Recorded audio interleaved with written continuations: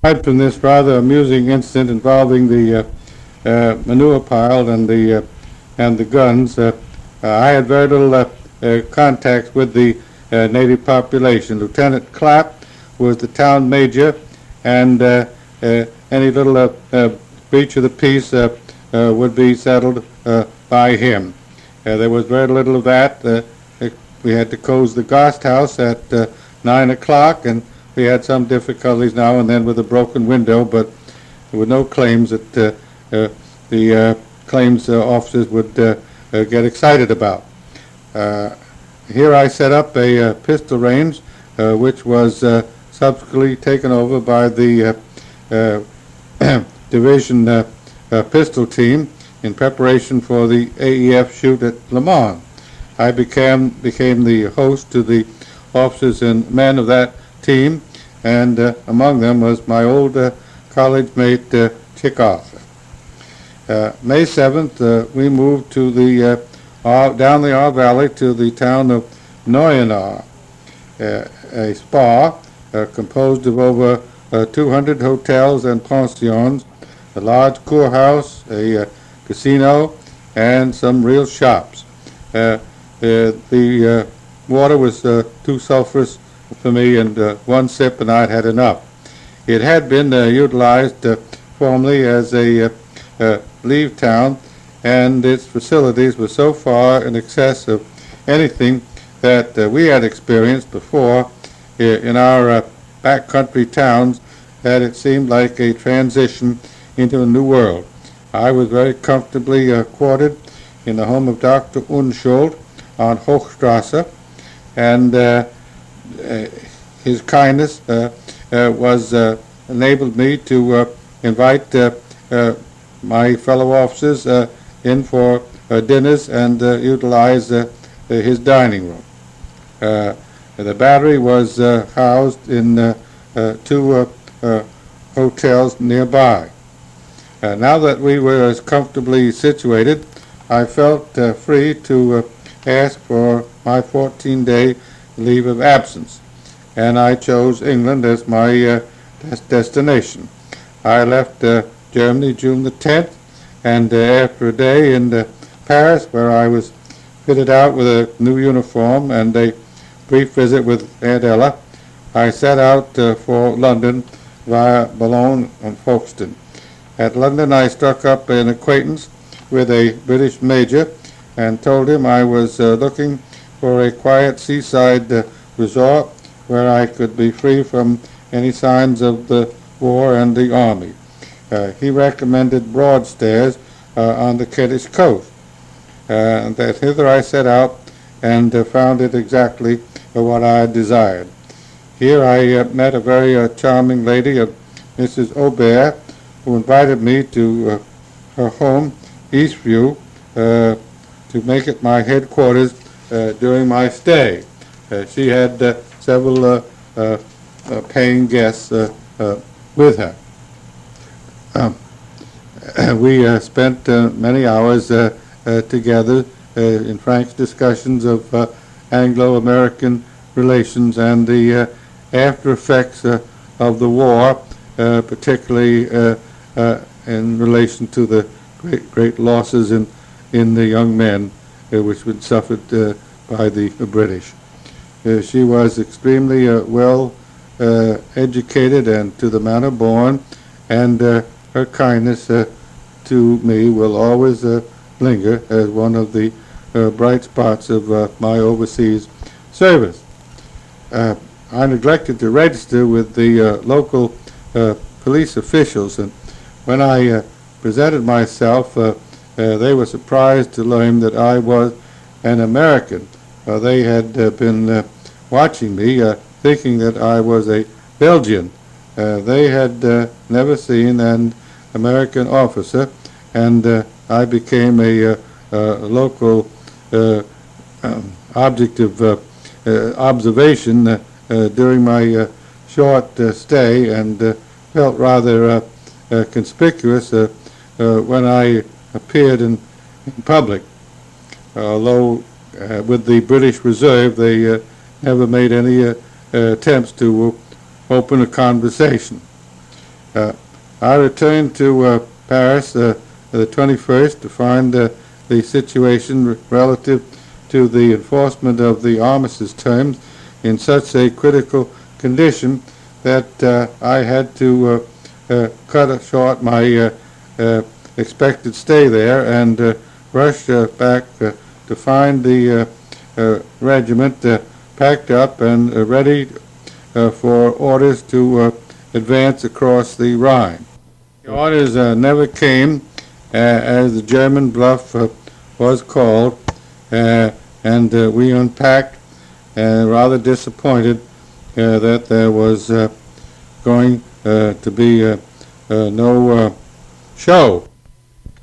The battery spruced itself up, and with new equipment and uniforms and the bathing facilities and the beds with sheets, it had worked wonders with our appearance to such an extent that Battery F was chosen to do guard duty in Neuenahr on the 4th of July, and I was made officer of the day.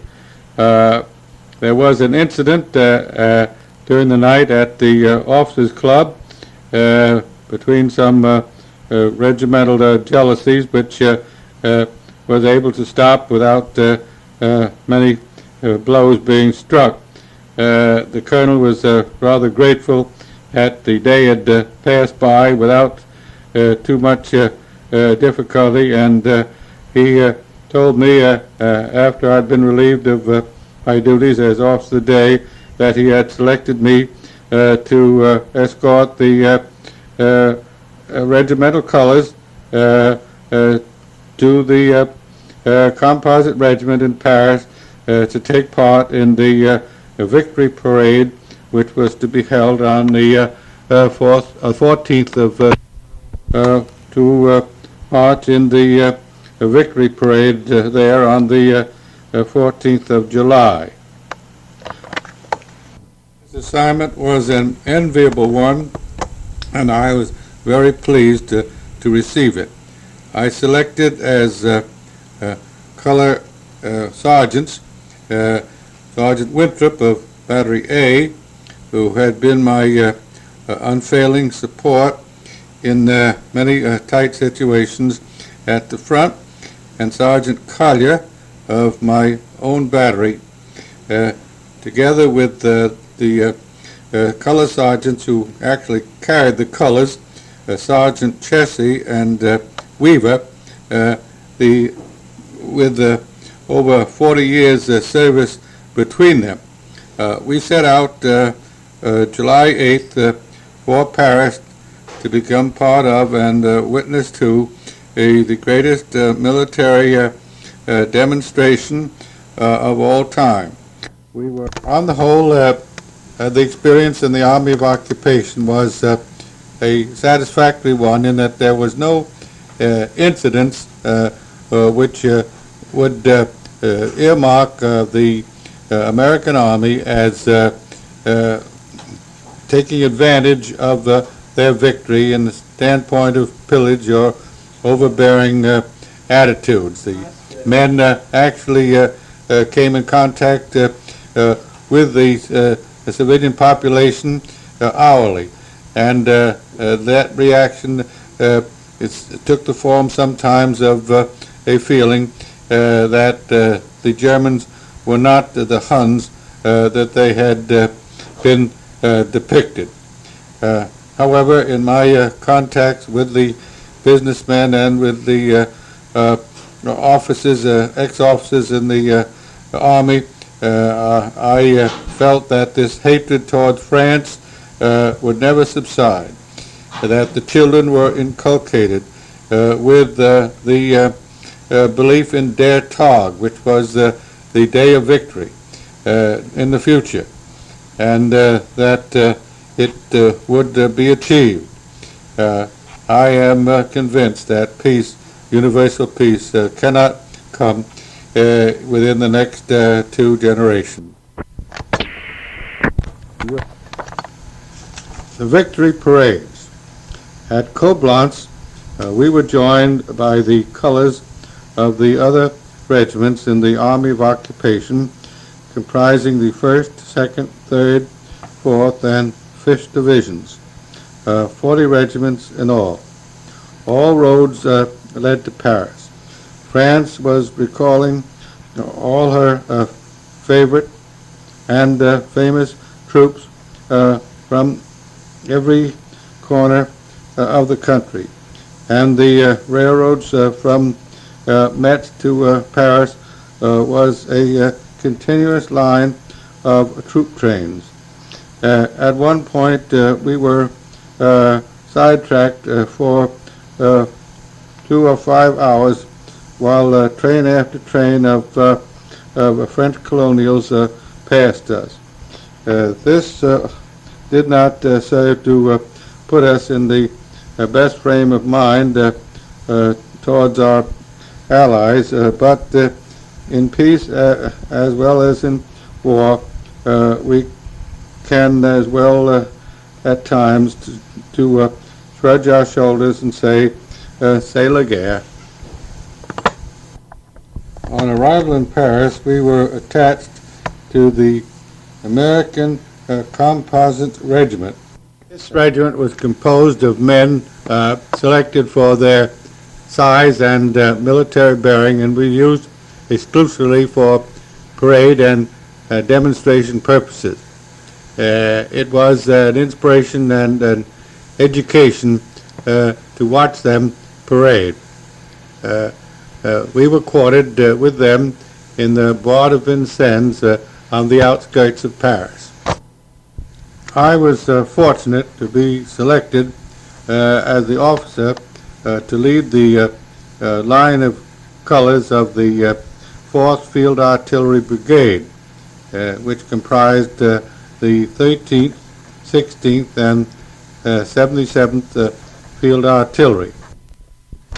Reveille on the morning of July 14th was at 2 a.m., and we left camp at 4 a.m., traveling around Paris through the suburbs in trucks to the Bois de Boulogne, a distance of about 22 kilometers. And we arriving at the starting point at 7 a.m. At 9 a.m., the signal was given to start. A single shot fired from a gun in the barracks of the Invalides, and Marshals Foch and Joffre rode beneath the Arc de Triomphe at the head of the Champs-Élysées at the head of the march, preceded by a small body of wounded veterans in wheelchairs and on crutches.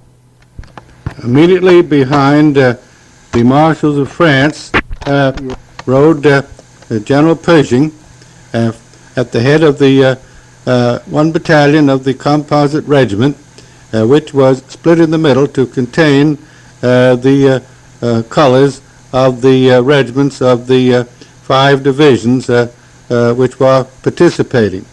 As I said, there were 1 brigade in a line. I led the 13th in line. After passing into the Arc, we saluted the huge Kalatoff, of which bore the inscription "Humor de Patrie," and then passing on, we lowered our regimental colors to the reviewing stand, in which were seated all of the dignitaries and statesmen of the Allies. The route of march led down the Champs-Élysées to the Place de la Concorde, where it turned up the Rue Royale past the Madeleine and through the Place de l'Opéra by way of the boulevards to the finish at the Place de République. The account is continued on the other side of this Gazette. the strongest were always in the front.